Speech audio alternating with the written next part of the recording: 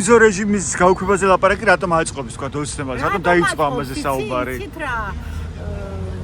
აქეთკენ მივყავართ და გვაპარებთ პირველი მოსაზრება ჩემი ეს არის რომ აქეთკენ მივყავართ ანუ შეიძლება საბჭოთა კავშირი რაღაც ძველი სახით ვერ აღდგეს მაგრამ იმდენად დიდი ნოსტალგია აქვს რუსებს ამის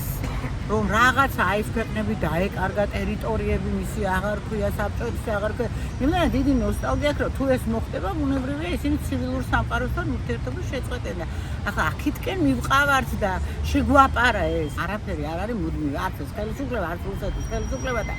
მოდის ისეთი თაობა ნიჭიერი ჭკვიანი და განათლებული რომ იმ ქვეყანას შექმნია რა ქვეყანაც უნდა აქტიური მანანა ხომ არ არისო შალ პაპუაშვილი ამბობდა არალეგიტიმური პარლამენტის თავმჯდომარე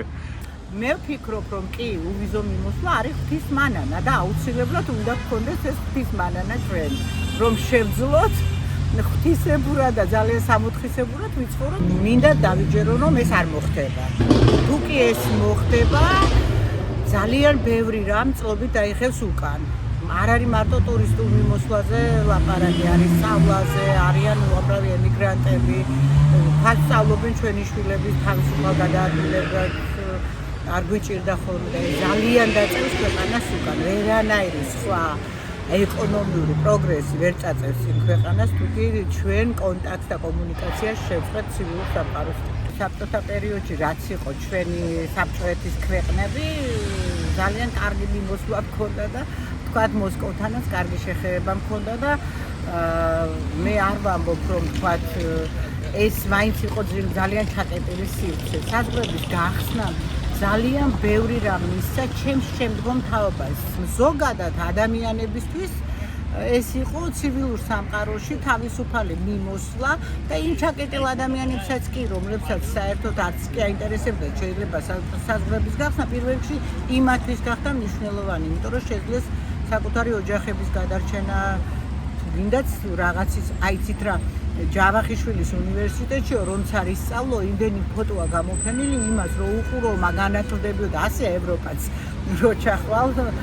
იბდერამეს ისწავლი თქვათ და მით უმეტეს ხელმისაწვდომი ხდება ისეთი უნივერსიტეტები რომლებიც საოცრად დიდ განათლებას აძლევენ ჩვენს ნიჭიერ ახალგაზრდებს მუდმივი არაფერი არ არის ვერც ოცნება ვერ იქნება და ისტორია ძალიან ცუდად შეაფასებს ამ ყველაფერს და ძალიან ცუდად დაუბრუნდებათ მათ შთამომავლებს ამიტომ ფრთხილად ძალიან მეცინება 12 წლის შემდეგ რო იწყებენ ნაცების რაღაცა